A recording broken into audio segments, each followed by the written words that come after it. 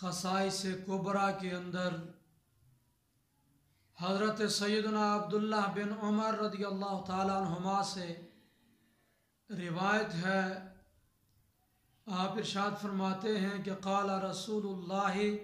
صلی اللہ علیہ وسلم ان اللہ تعالی قد رفع لی الدنیا فإنا انظر الیہا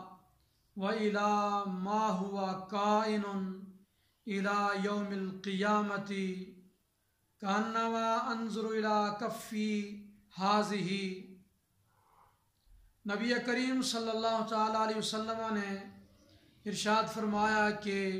اللہ تبارک و تعالی نے میرے لیے ساری دنیا کو منکشف کر دیا، میرے سامنے رکھ دیا، میری نگاہوں کے سامنے رکھا، تو میں اس وقت ساری دنیا کو دیکھ رہا ہوں، اور فرمایا